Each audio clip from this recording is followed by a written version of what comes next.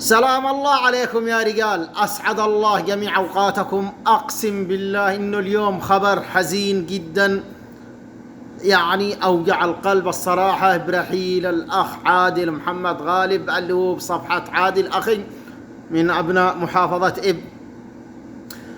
جاء راجل متعطل له فترة من الزمن، ما حد وقف معه، ما حد ساعده، ضاقت الأمور عليه، ضاقت الدنيا، ضاقت الأحوال، وبكر اليوم ربط نفسه وانتقل إلى رحمة الله. أسأل الله أن يرحمه.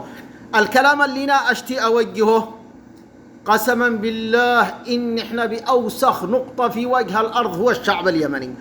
أوسخ واحد وأوسخ مطبل هو الشعب اليمني، ملعون ملعون، أقسم بالله إنه أكبر ملعون وأكبر فاجر هو الشعب اليمني. ما نذكر واحد إلا إذا مات الراجل، إذا قال أنا جاوع، أنا مبهذل، وقفوا معي، أخذوا منه السخرية، سخروا منه وتكلموا عليه بعض الناس وسبوه بعض الناس، لما يتوفي الكل يترحم عليه، جميع الناس يترحموا عليه. وهذه هي أوسخ طبيعة موجودة بالشعب اليمني. 3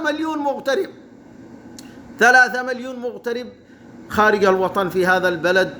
لو واحد جمع ريال واحد إنه جدد له الإقامة وصلح وضعه.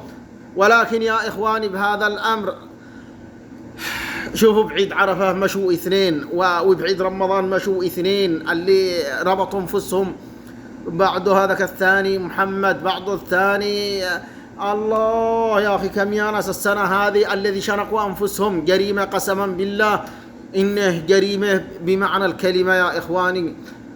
لما ننظر للمشاهير اليمنيين، شعب مطبل أقسم بالله، إن معك الكل يذكرك، وإن ما معك ولا حد يتكلم عليك نهائيا.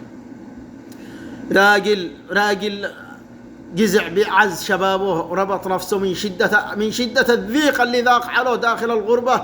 هذه يا إخواني الغربة تدفع روحك ثمن، وتدفع حياتك ثمن. الغربة هذه عندما تضيق عليك وما فيش معك مهنة بيدك وما فيش أحد يساعدك، الكل يتخلي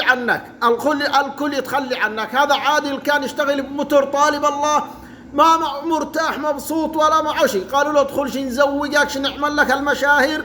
لما وصلوا له هنا فلتوا له، ولا حد وقف معه نهائيا. وراجل ما معوش مهنة، ما بيدوش أي شغلة، بكر اليوم شنق نفسه وانتقل إلى رحمة الله تعالى. هذه الرسالة أنا اشتي اللي أوجهه، إن كن نذكر الشخص وعاده حي، أما لقد ميت، علينا لعنة الله جميعا. اقسم بالله إنه شعب إذا ضرب الحذاء بخده صاح الحذاء بأي ذنب أضربه. أسأل الله أن يرحمك يا عادل. تحياتي لكم.